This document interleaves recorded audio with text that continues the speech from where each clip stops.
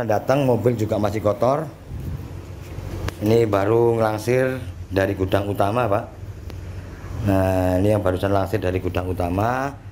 Perlu kita Inilah video kita Gus Rudi usir, untuk menipu para korban, para untuk caleg yang membutuhkan mesin kita modal menyediakan, kampanye, jadi saudara. sementara kita pakai mesin Crispo daripada kita beli yang terlalu mahal. Di video Nah, amatir yang jadi perlu diputarkan kita ini, sisir saudara, kembali tentang masalah tampak ini, Pak. ada sejumlah tumpukan uang yang Jadi disimpan di dalam seri. sebuah mobil. Seri ini pada umumnya orang Modus yang digunakan yaitu termasuk meminta nomor para listnya. korban membayar uang sebesar 5 juta rupiah untuk membeli satu koper yang dapat menampung uang pinjaman hingga 5 miliar rupiah. Kalau ini sudah bisa teruji. Korban caleg DPRD DKI Jakarta yang berinisial M kemudian memberikan 30 juta rupiah kepada NZ untuk membeli 6 koper dengan harapan dapat meminjam dana kampanye sebesar 30 miliar rupiah tanpa jaminan. Seperti yang ini barusan datang, mobil juga masih kotor. Pelaku NZ sempat menghilang setelah korban memberikan uang 23 juta rupiah. Pelaku akhirnya ditangkap oleh unit reskrim Polsek Tambora. Dari pengakuan pelaku, masih banyak caleg yang sempat menyetorkan uang untuk meminjam dana kampanye. Sementara itu pelaku utama yaitu Gus Rudi yang diduga berada di Solo masih diburu polisi.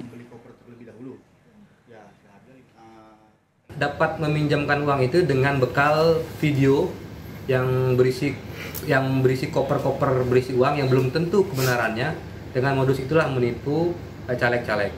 Kami menghimbau bahwa kemungkinan ada korban lain yang modus seperti ini. Update perkembangan dari kasus ini kita tanyakan kepada Kapolsek Tambora, saudara, Kompol Putra Pratama yang telah bergabung bersama kami di Kompas Malam. Salam sehat, Pak Putra. Salam sehat, Mas. Selamat Jadi malam. apa saja nih temuan usai memeriksa NZ? Kejadian ini memang kejadian penipuan penggelapan yang seharusnya secara logika sederhana saja patut kita curigai. Jelas ini penipuan, bahwa meminjam uang sampai miliaran tanpa jaminan dan harus membayar terlebih dahulu dengan alasan untuk membeli koper sebagai wadah uang, ya jelas sebagai penipuan. Sebenarnya memang di luar nurul lah, Mas. Kemudian dari hasil pemeriksaan ini apakah memang cuma satu korban atau memang korbannya ini sudah lebih dari satu?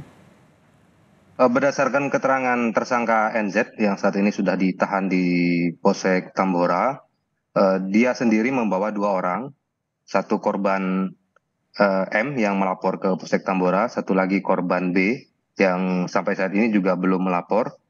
Kalau korban M ini sebesar 23 juta, kalau yang korban B sebesar 200 juta rupiah. Berdasarkan keterangan pelaku juga bahwa ada agen atau makelar lain yang sampai membawa 30 orang caleg pada saat pertemuan di salah satu hotel di Solo.